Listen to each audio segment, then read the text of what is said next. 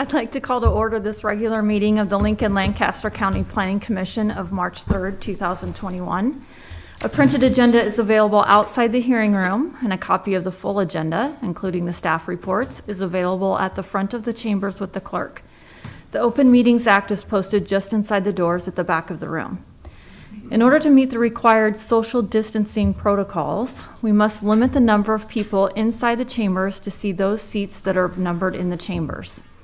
Staff is assisting individuals who are present and wish to testify on items on today's agenda by ensuring that each person has signed in. Staff will direct you into the chambers based on what items you are testifying on and your position on that item.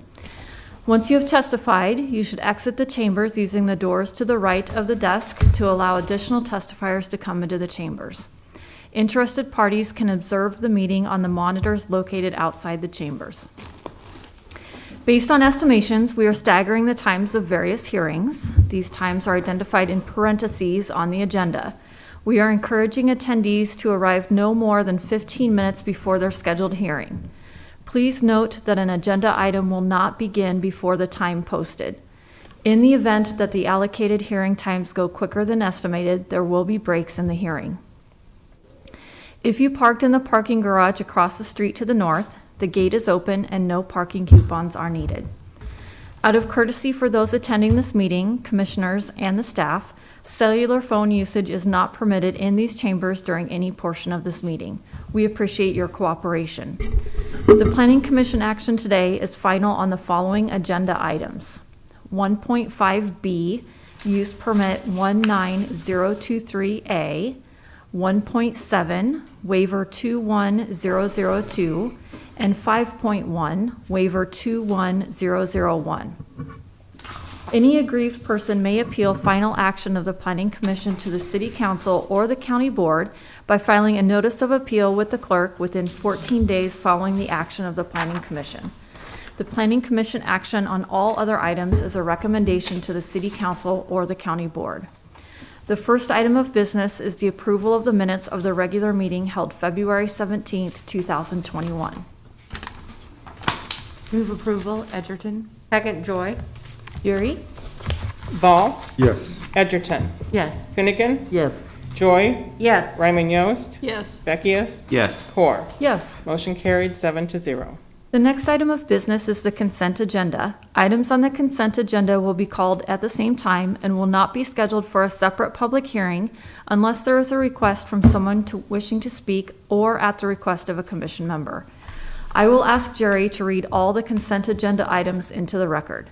Once those items are read, she will ask if there is anyone wishing to speak. If you wish to speak on an item on the consent agenda, we would ask that you stand and state that item. That item will then be removed from the consent agenda and scheduled as a separate public hearing under Section 3 of today's agenda. All items remaining on the consent agenda will be voted upon in total with a motion for approval. Jerry, will you please call the items on the consent agenda? Yes, thank you. Before I do that, I just want to note that item 1.7, which is waiver 21002, and I will read that into the record so people know. It is a waiver to the requirements that every lot shall front upon and have access to a public street per section 26.23.140G of the subdivision ordinance on property generally located at 1701 Windhoek Drive. This will be removed from the consent agenda for separate action as we've received a request from the applicant for a deferral.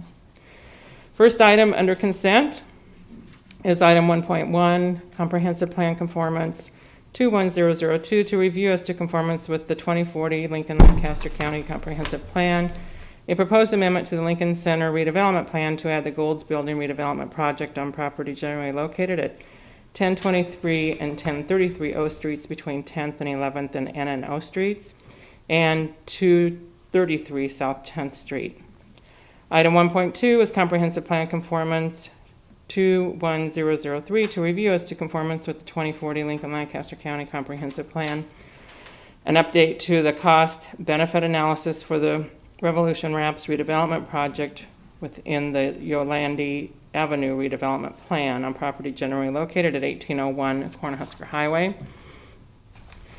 The next two items are associated. Item 1.3A is change the zone 21002 from R2 Residential District to R2 Residential Landmark Designation, and the associated special permit 21001 to allow for 5 dwelling units in the R2 Residential District with waivers to setbacks and parking requirements, and to reduce the lot area per unit. Both of these on property generally located at 1845 South 11th Street.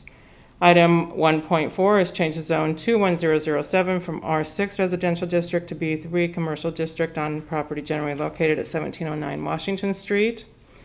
And item 1.5A is change the zone 21008 from P Public District and AG Agricultural District to O3 Office Park District, and the associated use permit 19023A to expand the use permit by approximately 0.3 acres. Both of these generally located on property at South 84th and Haykick. I'm not sure how you pronounce that, Drive. I will note that the use permit is final action unless appealed within 14 days to the City Council.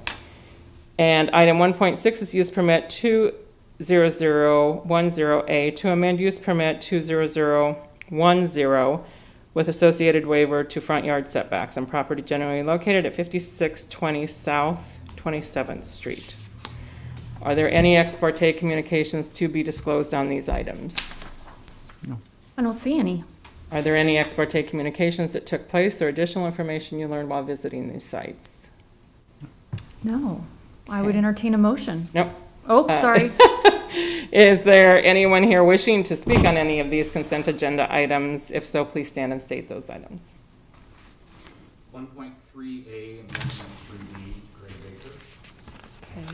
Okay. Okay. 1.3A and 1.3B, Andrew Ross. Okay. Anyone else? Or any other items? Okay, so we'll remove those two from consent. And then we'll just look at the remaining items for consent, and then we'll start I'll be public called hearing. separately under public hearing. Okay. Okay. So moved. Joy? Second, Finnegan. Jerry? Okay, this is for the remaining items on the consent agenda. Ball, Yes. Edgerton, Yes. Finnegan, Yes. Joy, Yes. Ryman Yost, Yes. Beckius, Yes. Core. Yes. Motion carried 7-0. I will now ask Jerry to call the requests for deferral. Okay, as I had noted, item 1.7, which was on the consent agenda, which is waiver 21002, to waive the requirement that every lot shall front upon and have access to the public street per section 26.23.140G of the subdivision ordinance on property generally located at 1701 Windhoek Drive. The applicant is requesting a 2-week deferral, which would delay the public hearing and action to the March 17th hearing. Move to defer, Finnegan. Second, Edgerton. Jerry? Okay. Ball, Yes. Edgerton, Yes. Finnegan, Yes. Joy, Yes. Ryman Yost, Yes. Beckius, Yes. Core. Yes. Motion carried 7-0. Is there anyone wishing to speak on that particular application today? No? Okay. So, we will now proceed to public hearings. The staff will make a brief presentation. The applicant will then be requested to present his or her testimony, followed by those who wish to testify in support, followed by those who wish to testify in opposition. The staff will then be given an opportunity to respond to the testimony, and then the applicant shall have an opportunity for rebuttal. Each person testifying should state their name and address and shall have 5 minutes to speak unless additional time is requested and granted. The timer will go off after 4 minutes. The clerk will then indicate you have 1 minute remaining to wrap up your testimony. Once the final minute has lapsed, the clerk will indicate that your time is up. If during your testimony you have copies of documents or materials you would like distributed to the Planning Commission members or included as part of the record, please place that information in the folder on the podium. The Planning Commission will vote immediately at the close of the public hearing unless the commission votes to defer action or continue the public hearing. Jerry, will you call the first public item, please? Yes, so I'll call the two items that were pulled from the consent agenda for public hearing. Change of zone 21002 from R2 residential to R2 residential landmark designation, and the associated special permit 21001 to allow for 5 dwelling units in the R2 residential district with waivers to setbacks and parking requirements and to reduce the lot area per unit. Both of these on property generally located at 1845 South 11th Street. Are there any ex parte communications to be disclosed? I don't see any. Are there any ex parte communications that took place or additional information you learned while visiting the site? No. All Okay. right, Mr. Henriksen. Steve Hendrickson with the Planning Department, filling in for Stacy Hageman today. So we're here. We have 2 applications, and we'll use the laptop here to show some of the information, because you have both a local landmark designation, and you also then have a special permit for historic preservation that would then address the use of the property.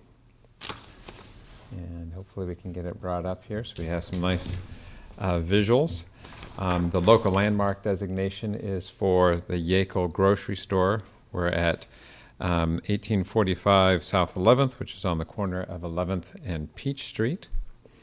The Yakel grocery, which is also known as the basket store number 8, goes back to 1915, when this new idea of the groceries would be put on the shelves and you would have your basket and you would put them in the basket yourself. A revolution in grocery store organization, and one that was quite successful and led to a number of basket stores throughout Lincoln and the area. I see I'm going to get some assistance here.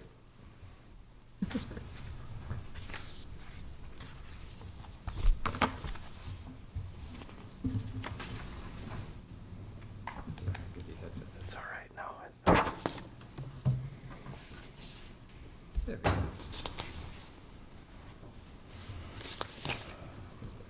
Right there? Sorry about that. Right, no problem. Okay, so we're back with visuals as well. So you get kind of an aerial view here of the 2-story grocery store, and as it appears generally today, the grocery store use continued to 1968, and then of course as grocery stores got larger and more located on arterial streets, the little neighborhood grocery stores like this that once was the predominant trend throughout Lincoln, you started to no longer see those. A lot of these continued in some degree first floor commercial use over time, but over time a lot of them have been removed or demolished.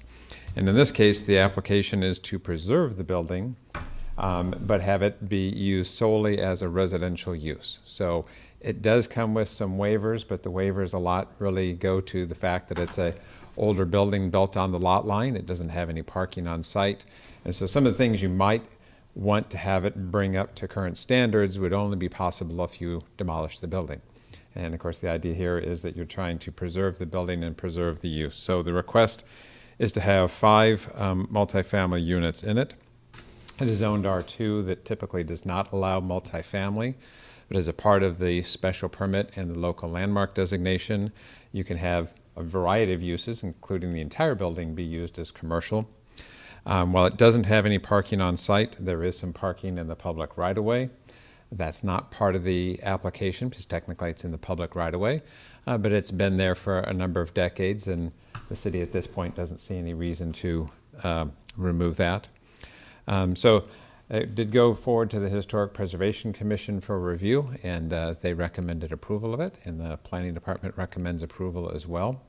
And I'd be happy to try to answer any questions, unless you want to get too in-depth to the history, because you've probably stretched my understanding of it so far. But a very interesting little building and a history that is quite pertinent to Lincoln. Steve, as I reviewed the comments from the commission, from the Historic Preservation group, I was trying, it looked like for a while they were asking for it to come back for additional review, but then they kind of settled on approving it, and I couldn't quite tell why. Was that clear to you? I did not attend the meeting, so I'm afraid I can't add much What more I to read, that. I think it was for window placement and just making sure that. Okay, Yeah, there are some windows that are being added, as well as a stairway to the west side. Yeah, the Okay. stair. But ultimately, I think a lot of that is related to its new use. And in our thought, and ultimately the Preservation Commission's thought was, yes, it's some new windows, but they're in keeping with the character of this building. And a lot of other buildings like this may have had some additional windows on the first floor. This one on that side really didn't have many. great. Thank you. Lorenzo? Yes, thank you. Additional question around the waiver of parking. So when I looked at one of the pictures in the packet, I did see parking like 5 or 4 spots for parking. That one, yes. So is the waiver for that piece of the property or even the front of the property, or? The parking technically has to be on the property itself, and all of the parking stalls are in the public right-of-way. So even though there is parking next door, next door being in the public right-of-way, you can't ever, regardless of the application, include those in the public right-of-way. So it definitely has some parking here to help serve the 5 units. It's just not on their specific property, which is typically the parking requirement. Thank you. Steve, is a duplex allowed in R2? Yes, if it has enough lot area.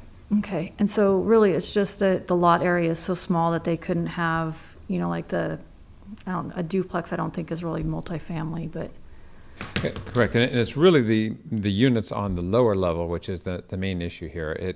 The units on the upper level would have been okay. Okay. Any other questions for Mr. Hendrickson right now? No. Okay, thank you. Applicants?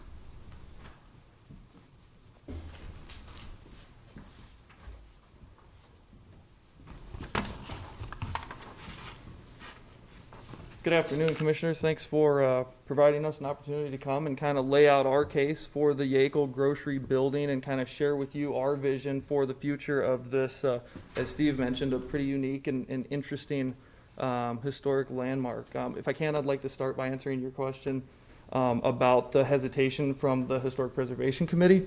There were an attachment of site plans and floor plans that I had submitted with our application, but it hadn't been properly tied into the link that they were sent.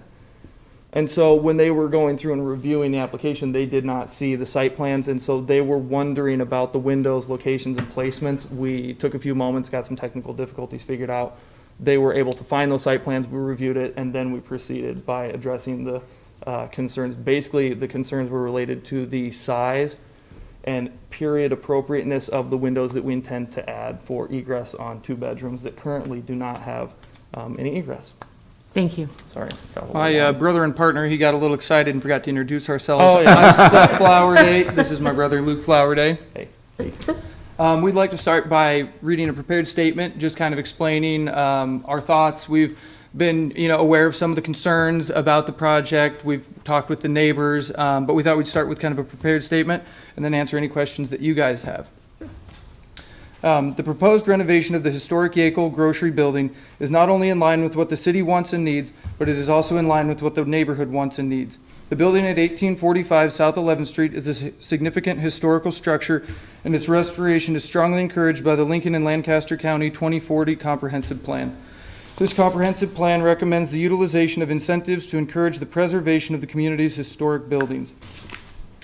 The incentive that we are seeking here is a special permit to allow us to create high-quality and affordable housing in a neighborhood that desperately needs it. The objection has been raised that this special permit will set a precedent that will allow future properties to be converted to single-family homes, or to be single-family houses to be converted to apartments, or to allow for the demolition of single-family homes to make room for infill apartments. Though we understand this fear, we believe that it is unfounded. The historic Yakel Grocery Building was originally built as a mixed-use commercial property. That property was improperly downzoned to R2 during the early 2000s. This property is a 3,600 square foot storefront and should never have been burdened with such a restrictive zoning. This is not a situation where the property was originally zoned R2 and a special permit is being requested to change it. We are simply asking that this building be restored to a use that best serves the needs of the community in the form of high quality and affordable housing. We are not applying solely for this special permit to allow the 5 dwelling units and associated waivers. We are applying for this special permit in conjunction with a request to designate this property as a historic landmark. This differentiates our special permit request from others that may seek a similar permit in the future, and thus makes null and void the fear that the special permit will create a precedent for future infills. My brother and I, our background is in historic restoration. We started our own furniture making company when we were actually still in high school. We started building craftsman style arts and crafts furniture, green and some of those traditional American styles of furniture. And from there we transitioned into historic restoration, and from there remodeling, and now my brother's buying buildings and then we have to fix them up. I'm in the doghouse on this one. A little bit. And so we feel like our background and experience base, as well as our passion for old buildings, gives us a unique skill set to tackle a project like this, because this project is daunting. If you walk through this building right now, it is not a place for kids. It is not a place for someone that doesn't have boots on. It's a scary building with literally holes in the floor. But we have the skills and ability, as well as the track record, to tackle a project like this and restore it to the community as a functioning, contributing, vibrant piece of housing. I don't know if we can get this. They'll switch it It over, will? yep. Okay, cool. See Oh, how thank this goodness. goes. Yeah, we're not super technologically inclined. That's not our strong suit. So if we can see here, this is a property that we completed the renovation of in 2018. And it's the property at 325 South 11th Street, just down on 11th Street, the old Schwartz printing building. When we bought this thing, it had a hole in the roof that made mud in the basement when it rained. It was dilapidated beyond repair. We renovated this 4,000 square foot commercial building to put in 2 1,000 square foot commercial units. 2 businesses started up in there and are currently operating today. And then we put 2 2-bedroom apartments in the rear of the building. This is an example of the lower photo here is an example of the level of finish that we put into the property. Granite counters, brand new stainless steel appliances, all new plumbing, electrical. Tile floors. And so this is the project that gave us the confidence to tackle this current Yeah, the one. grocery. Without this, we would not have touched this, but we knew that we could do 1845 South 11th because we'd already done 325 South 11th. So this is the blueprint that we're looking for. We're going to do the same counters, the same paints, it's just kind of our process, canister lights. 1 minute. 1 minute, okay, thanks. And like I said, we really want to keep our rents in the $550 range for the single 1-bedrooms, and then $1,100 for the 2-bedrooms, which is what we have on this property. We have $1,100 on the main floor and $1,200 on the second floor. For 2-bedroom units. Our goal is to keep rents affordable so that people like us can afford to stay in the neighborhood. Keep those young professionals that leave the neighborhood because it's not safe and the housing's falling down and all that. So we're from the neighborhood. We're committed to it. We want to see it just get better and better. So We think this could be a contributing asset to the neighborhood and create, a Benson neighborhood type of feel or something like that, where we've got some examples in Omaha of restored communities with older homes and older buildings, and they all work together to create a unique cultural fabric for the community and for the area. any questions? Sounds like we're about out of time. Sounds like we're about out of time anyway. We would go on. If It's okay. I We'd mean, be here all afternoon if Yeah. you guys didn't have a timer, so that's probably Do you guys have good. any questions for us or anything like that? I don't have any questions. Yeah. okay, I think we're good right now. Okay. Thank But we you. might call you back. Yep, yeah. absolutely. Yep. We'll be right over there. Thanks for your time. Thanks, guys. Okay, testimony in support of this application. Any testimony in support? Hi, Greg Baker and my wife Paula. We live at 1039 South 11th, just north of this property. We met the Flower Days about a decade ago when we were doing exactly what they're doing, restoring a house that had sat empty for 3 years. One thing that hasn't come up is this building's been sitting empty for 6 years. I am and my wife are very pro this project because, number one, we have a historic home. We love history. No one's doing historical restorations with very few exceptions, especially in the Everett neighborhood. So these guys have done work at my house. I know the quality and level that they do. They've lived in our neighborhood most of their lives, on and off. So my wife and I feel very comfortable that with everything they're doing. The other thing I would point out is that anytime you have a historical restoration, and affordable housing, that requires some type of a special permit. Believe me, parking in our neighborhood is an issue. One thing, if you look at the pictures that were shown earlier, and it's all public parking, so it's not, they're not asking for a waiver there, but there is actually, I have walked this property with my wife and ridden our bikes by here for the last couple months since this all came up. The most vehicles I've seen in that 12 slots is 3, the most. There's 4 in the front, there's 8 along the south side. The ones on the south side are very deep. You could get a truck with a trailer on it and not be into the sidewalk encroachment. So this is a very unique property in a very unique place. I'll leave it at that. I just think it's a great, I just find that people who are willing to put their own money, their own time, and have a passion for this are very few and far between. Quite frankly, this is one of the first that's been done since my wife and I did it 12 years ago. And I want to see more of this happen. And so it fits with the City of Lincoln, the mayor's 5,000 new affordable units by 2030. We're not going to get there if we don't do stuff like this. So, yeah. Does anyone have any questions for me? Greg, I do have a question. Yes. In one of the letters we received, it talked about some of the properties surrounding this one. Have you noticed that stuff going on too, like the pile of debris and? Exactly, and this is exactly the reason for a project like this. When we moved into our house, my immediate 8 or so homes surrounding my home were a mess. All but one are completely redone because we set an example. That's exactly what these guys are hoping to do there. If they were worried about that, they wouldn't be doing this project. It will only help increase this neighborhood. You've heard of the broken window system, where people see broken windows and they freak out at a neighborhood. That's what we're trying to change in Everett. We have lots of professionals, and there just isn't housing available, or it's so run down.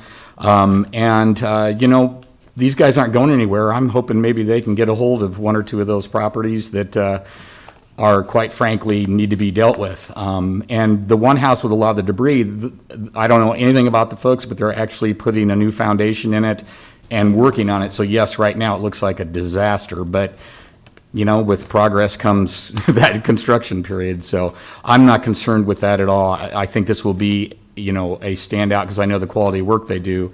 And I think that will address some of these homes around that area that will raise that neighborhood up. Great. So, anything else?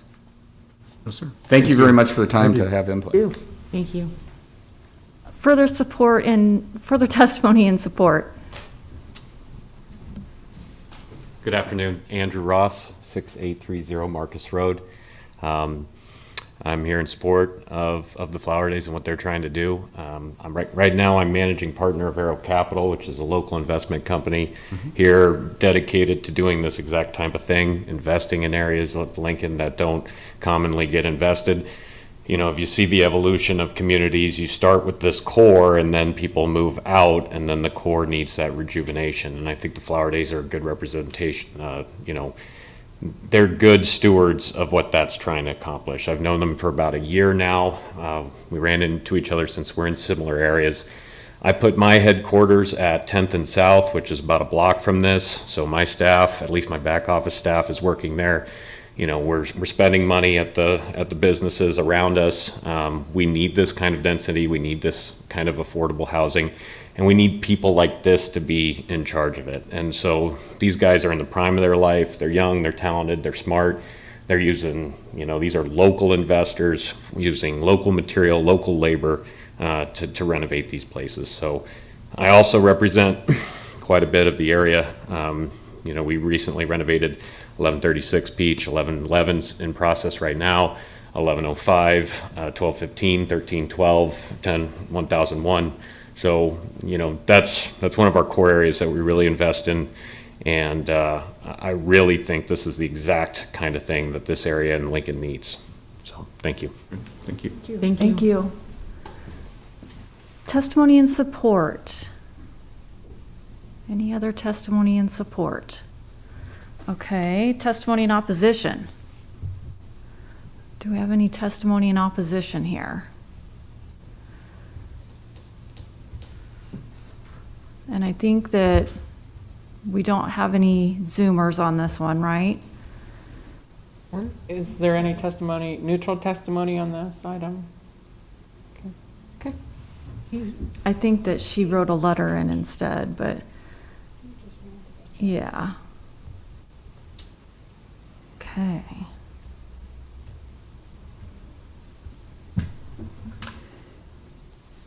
And he's our person if you have any staff questions. Do you guys have any? No Zoomers? Any staff questions?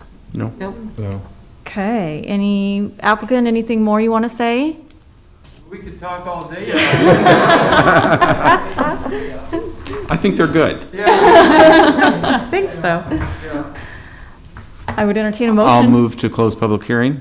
Second, Joy. Jerry? Okay, was that Becky? Yes, I'm sorry. Yes, ma'am. And Joy? Yes, please. Okay, thank you. Okay, Ball? Yes. Edgerton? Yes. Finnegan? Yes. Joy? Yes. Ryman Yost? Yes. Beckius? Yes. Core? Yes. Motion carried, 7-0. I'll move approval. Beckius? And we have two different ones Oh, here, sorry. I'll so- move approval on change of zone 21002. Second, Joy. Discussion. I'll discuss both issues at the same time. I agree with what has been said by the testifiers.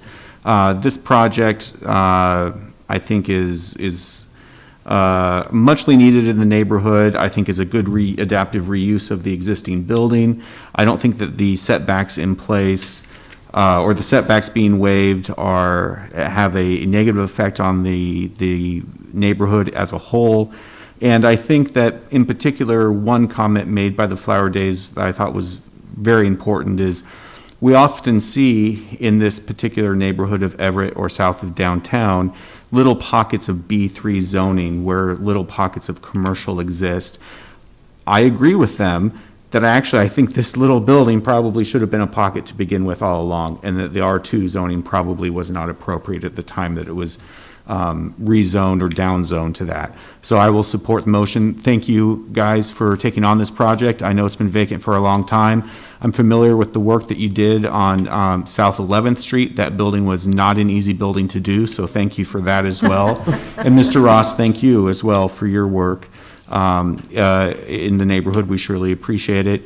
And I hope that when this is all said and done, that people get invites to tour this new building when you're all done with it. So I'll vote in support.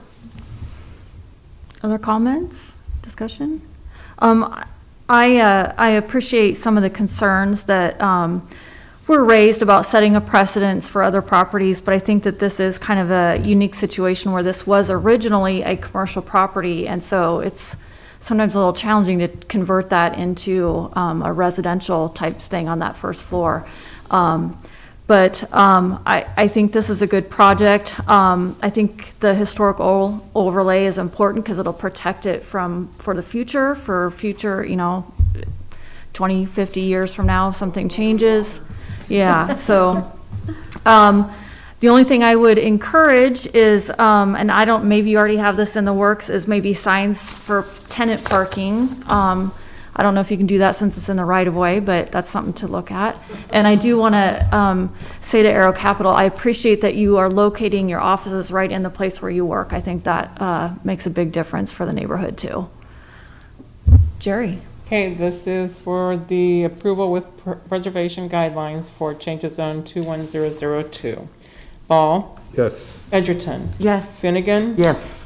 Joy? Yes. Ryman Yost? Yes. Beckius? Yes. Core? Yes. Motion carried, 7-0. I'll move approval of special permit 21001 to allow for the 5 dwelling units. Second, Edgerton. Jerry? Okay, this is for the conditional approval of special permit 21001. Ball? Yes.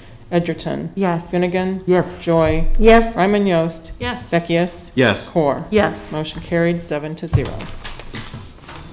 Okay, the next, I guess the final, public hearing item is waiver 21001 to waive the 3-to-1 width to depth ratio requirement on property generally located at 3239 South 46th Street.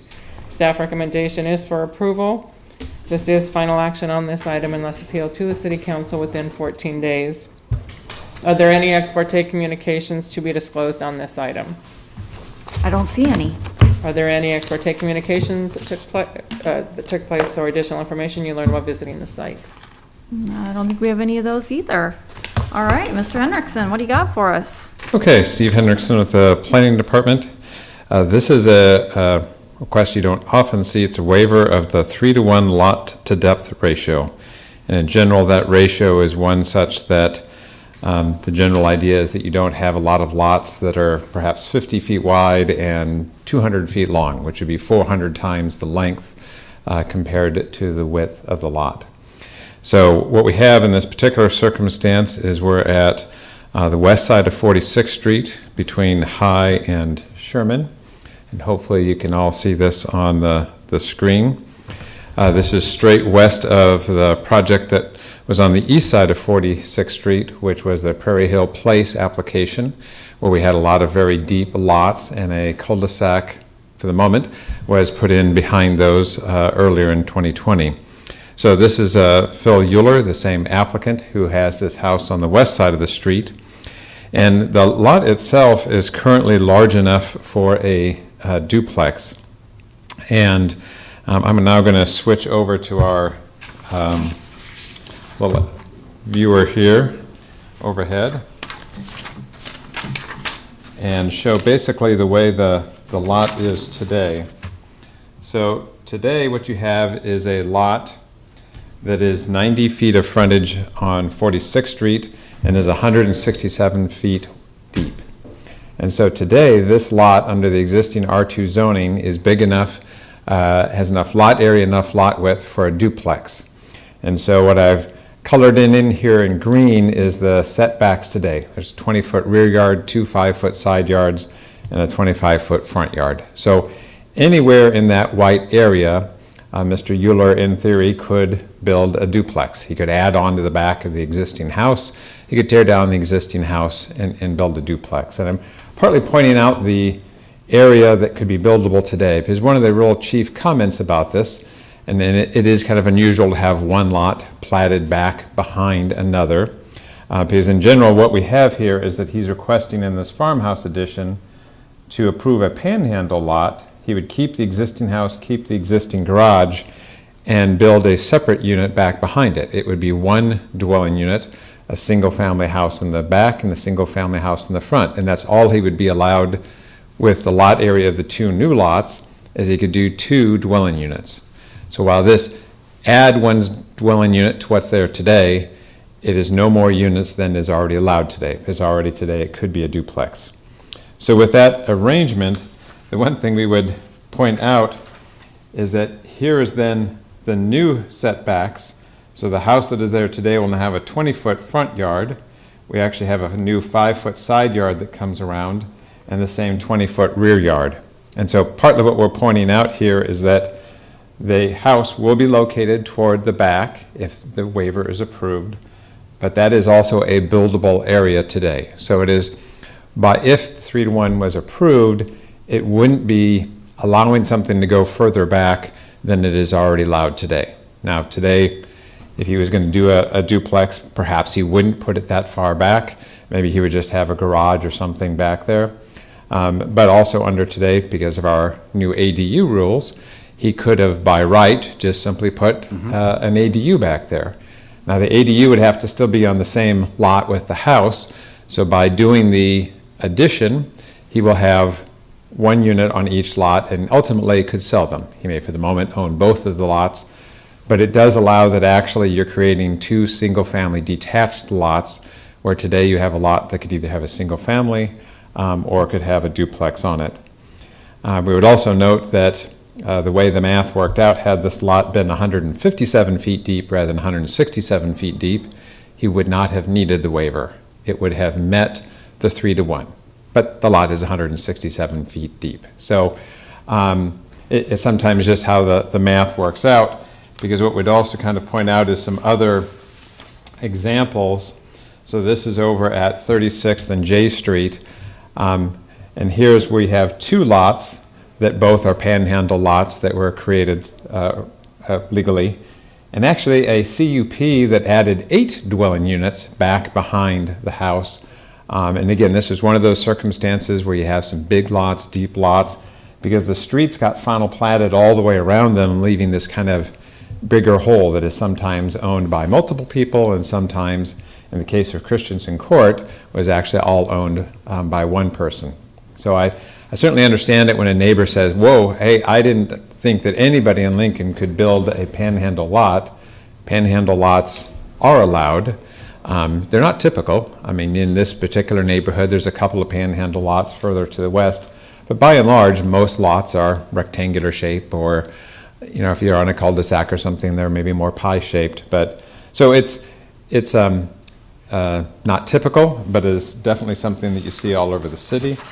And then, interestingly, point out one other example.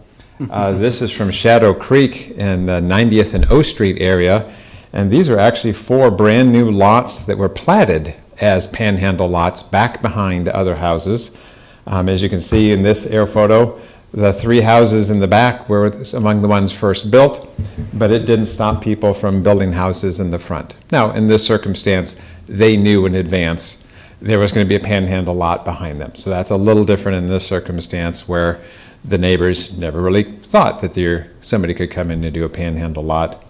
But kind of going back to our first example, what we're trying to show is that why this 3-to-1 is perhaps a little unusual.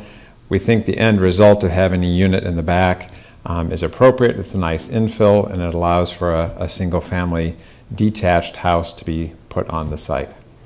But we'd be happy to answer any questions. I do know at one point the applicant was here. We'll see if he's just sitting outside or so in a moment. I do have one question, Steve. So I just want to make sure I understand the 3-to-1 and how that works. Mm-hmm. So you're saying if the current lot, and the current longer lot, was 10 feet shorter, so actually smaller than it is right now, we would not need to go through this procedure. The Correct. fact that it's larger requires us to make Right, this. it just happens to be session. a little bit too long. Okay, Because it's in the math in terms of you take the longest dimension and you divide the lot area by that longest dimension. If the longest dimension was a little bit shorter, you would have ended up not violating the 3-to-1. thank you. I wanted to make sure that I understood. So technically, if he wanted to build a whole new thing on this, in the back, we'll just say, Yes. he could build a duplex back there. If he demolished the house in the front. He Oh, could okay. only have 2 units total. So he could add on to the existing house, making it a duplex, tear down the existing house, and build a bigger duplex on it. Either one of those options. So you won't, in either way, you won't end up with more than 2 units here.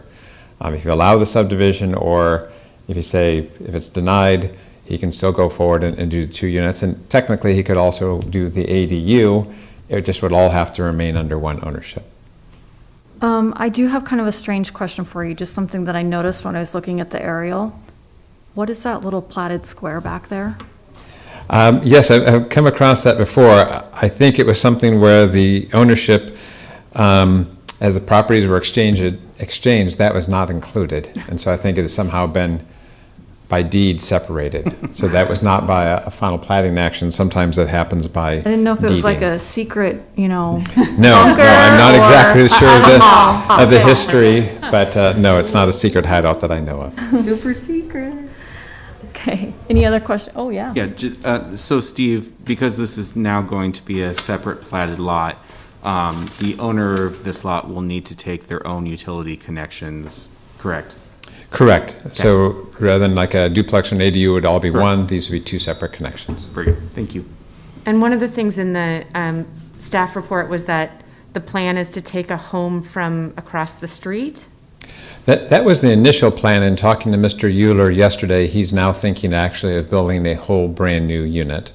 His initial plan required him to move a unit out of the way across the street. So the thought was just to move it from one side to the other. Got it, thank you. Any other questions? Okay, applicant, your turn. Oh, here he is. I will point out when we later have someone on Zoom who is testifying, it is the property owner who is straight to the north of the property. Okay. Okay.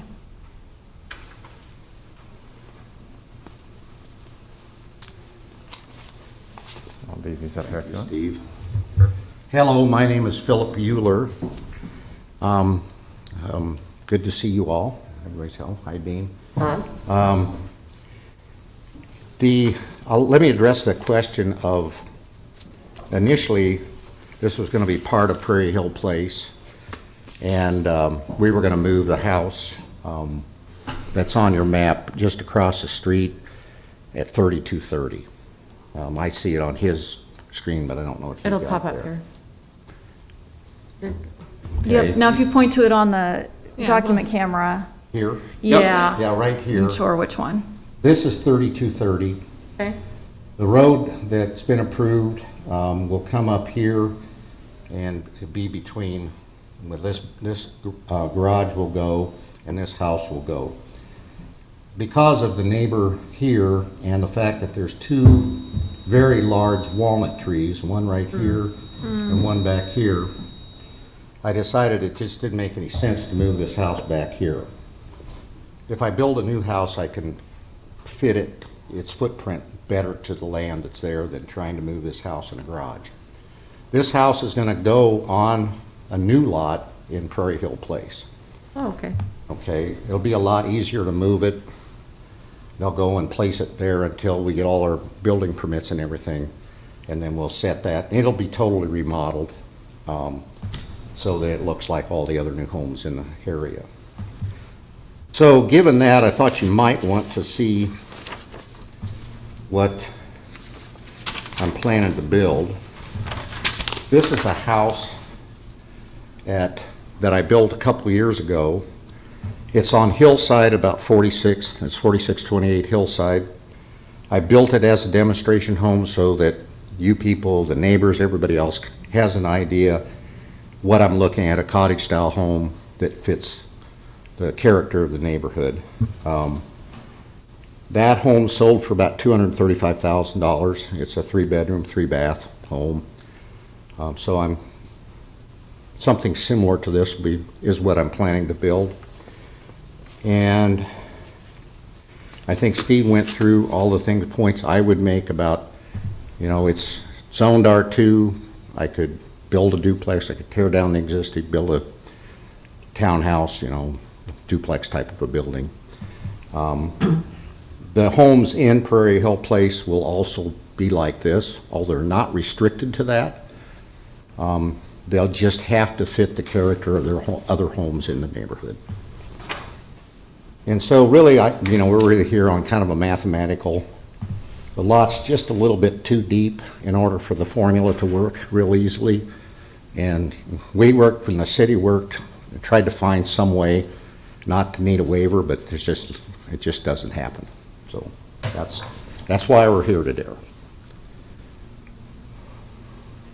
As I look at the final plat that was included in the report that had this little schematic of what you're anticipating, there's an existing garage that's separate from the existing residence, correct? Right. And so is there a driveway from 46th Street to that garage, existing garage? There's a curb cut. It's a gravel driveway. When all this construction is going, I probably will move that garage or demo it, and we've been talking about attaching it to the existing home. Because I've got some grade issues there. Sure. that I'd Now, like wait, to are you resolve. talking about the house on The existing home at 3239. There's the a- west side of the street? There's Okay. there's No. a garage right here, a detached garage. But the problem is that the water runs off the roof of the house and right down into that garage. And I guess my question was more about the curb cut and the new curb cut then. They're basically pretty close to each other, is that? yeah, Okay. I intend to keep the existing one unless, well, I don't want to cut another tree down. I could put a garage back in the back, and there's another curb cut here with a parking stall. but there's just not enough room. It's just too tight. So you're thinking you're going to tear down this garage here or move it closer to the existing house? If I incorporated it with the home, one possibility is to eliminate the curb cut that serves that garage and serve it from the new driveway. So I'd only have one curb cut that would serve both homes. Or there'd actually be two, one on the south side that serves that pad, and then a secondary one that serves the new home and the existing garage.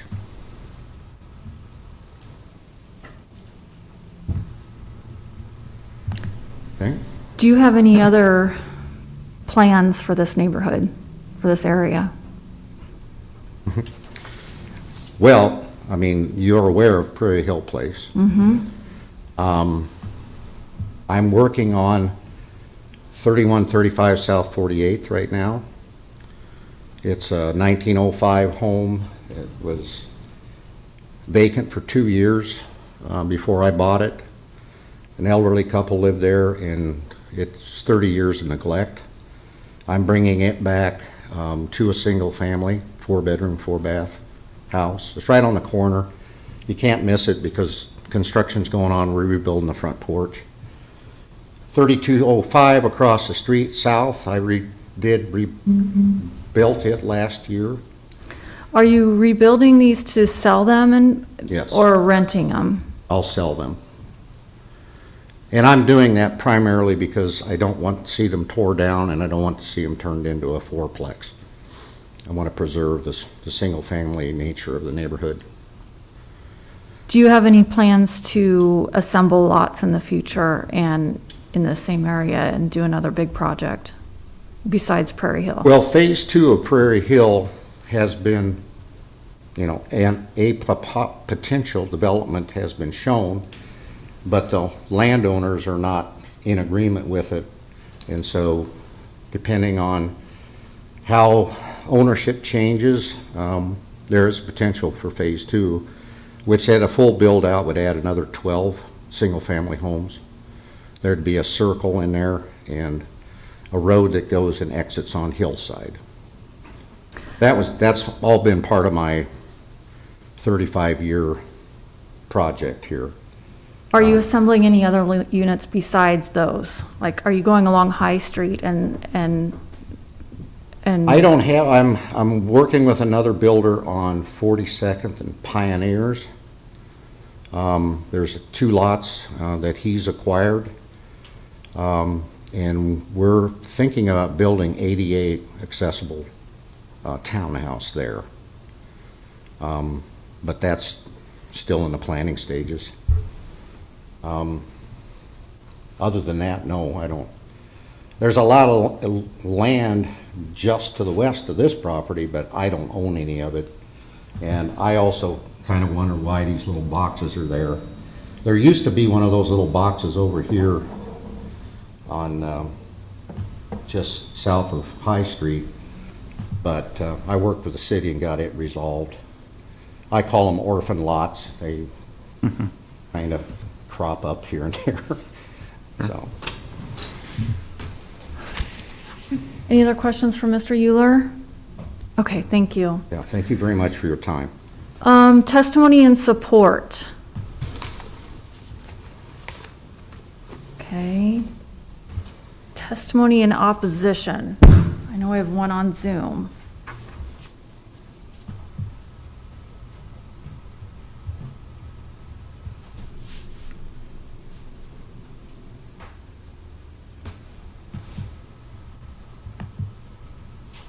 Okay, you're up.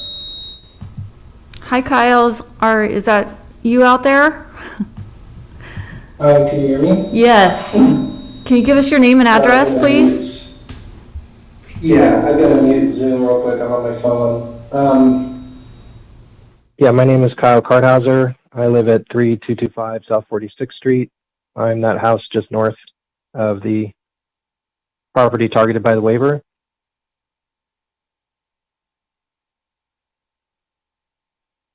I think I've come to learn that maybe my objection is irrelevant given that he can build wherever he wants, one way or the other. But I would like to make a couple comments related to a few things that Tracy Core was asking about. I moved in. I own this home with my wife. I live here with her and my child. And on the day that we moved in, Phil pulled up and asked if I wanted to sell my backyard. I spoke with the property owner at 3303 South 46th Street, who has registered her objection to this waiver. She's on the other side of the property targeted by the waiver. You should find her objection registered on the website. Yep. And she has received a similar proposition.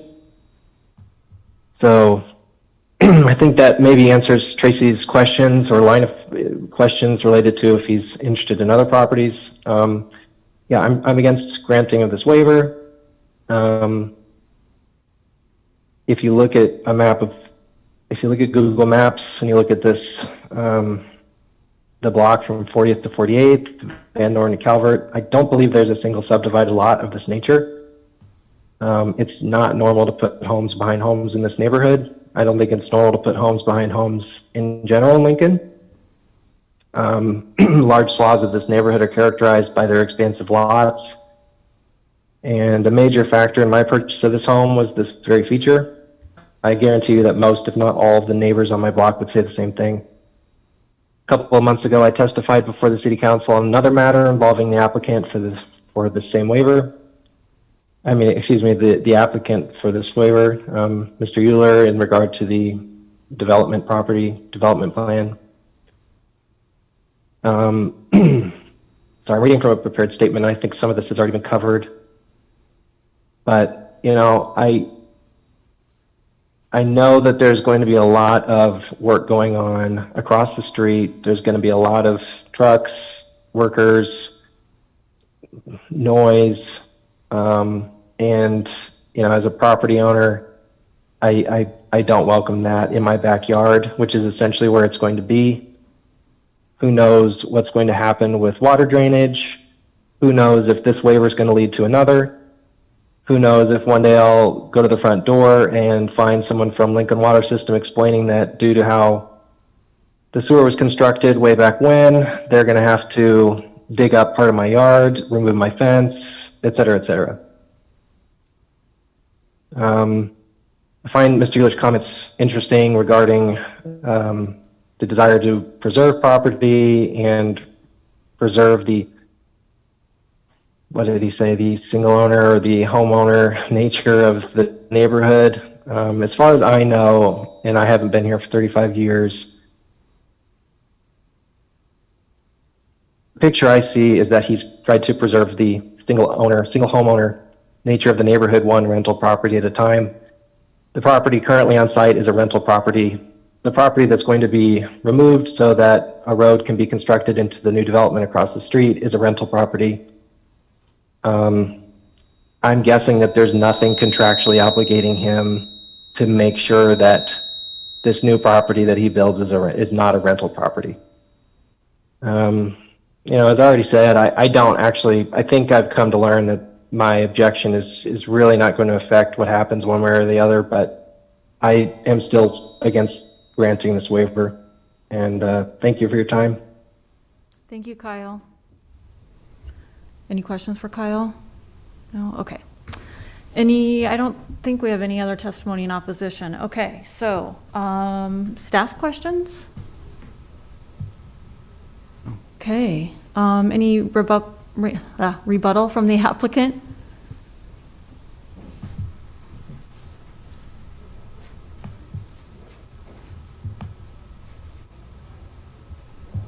Well, thank you for giving me an opportunity. I don't want neighbors to be against me, but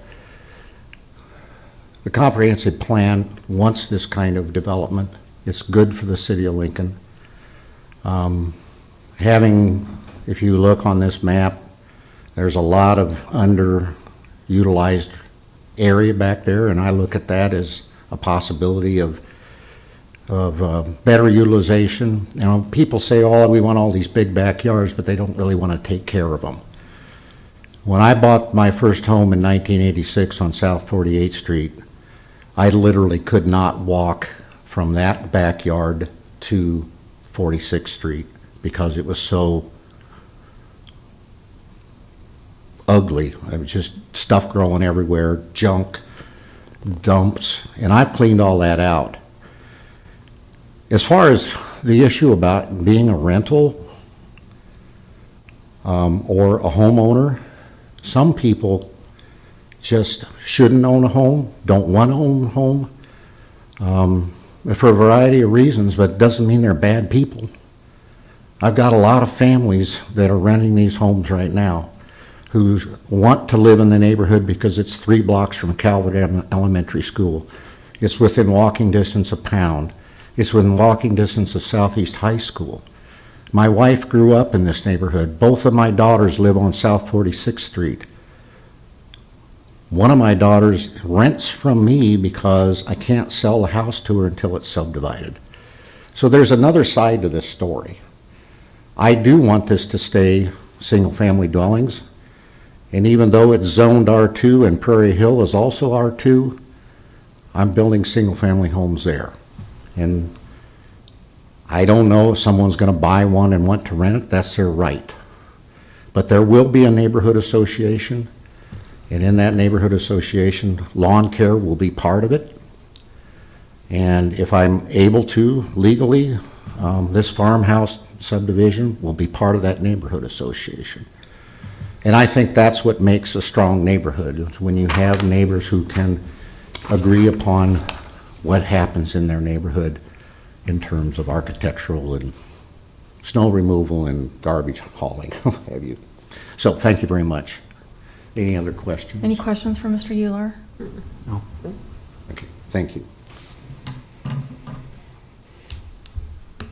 I'll move that we close public hearing. Beckius. Second, Joy. Jerry?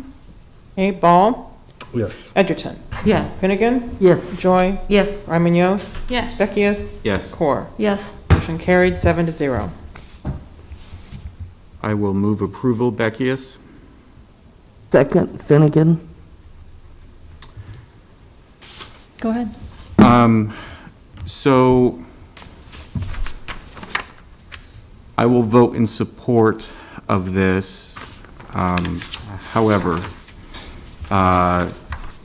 this particular lot subdivision is not the same as what Mr. Euler is doing to the east, with backyards that have a lot more depth to them and an underutilization of the land there. However, we blow up this aerial a little bit, and we are within a neighborhood of extremely diverse lot sizes, both large and deep, and small and short. So I'm not exactly sure that this is not within the realm of platted lots in the surrounding area. I have heard the objections from the neighbors, and I don't necessarily disagree with them. I will be carefully watching to see the impact that we have here. The thing that does bring me comfort is that Mr. Euler could easily tear down the existing house, build a duplex, and call it a day. In fact, his life might be easier by doing that. But he's going through this effort to create a separate lot with a separate home on it that is a single-family home that can be sold independently. So it is set up to be an owner-occupied unit, as is the leftover house too. So that does bring me some comfort, but I hope that this is not, with this size of lot in and of itself, if this becomes a common occurrence, then I think that that's something that maybe we should evaluate further.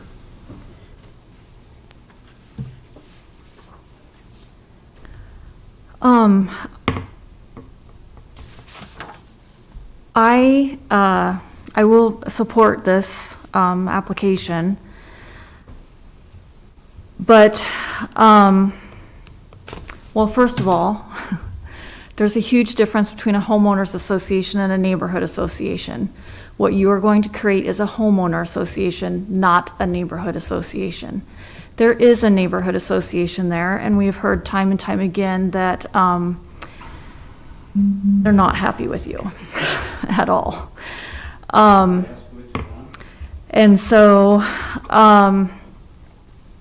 the neighbors in that area are upset, and rightfully so, because they have someone coming to solicit them, you know, immediately as that property goes up for sale, or even before it goes up for sale, after the property changes hands, and it's really kind of off-putting to them.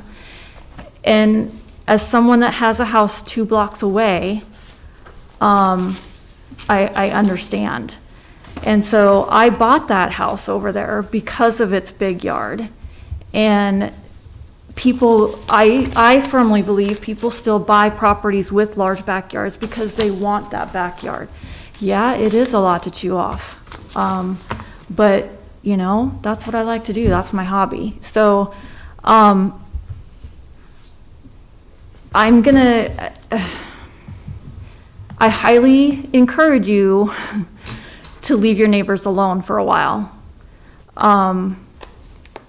Or at least not solicit them to buy their properties anymore. I think that would be welcome to the neighborhood. But I will support this project, but I won't support, you know, like if you come forward with another, you know, like a property on High Street to do the same thing, I won't support that. Jerry. Okay. This is for the approval of waiver 21001. Ball. Yes. Edgerton, Yes. Finnegan, Yes. Joy, Yes. Ryman Yost, Yes. Beckius, Yes. and Core. Yes. Motion carried 7-0. Please note that we are suspending the opportunity for anyone wishing to speak on an item not on the agenda until further notice. To adjourn, Beckius? Second, Joy. Jerry. Okay. Ball, Yes. Edgerton, Yes. Finnegan, Yes. Joy, Yes. Ryman Yost, Yes. Beckius, Yes. Core. Yes. Motion carried 7-0. We are adjourned.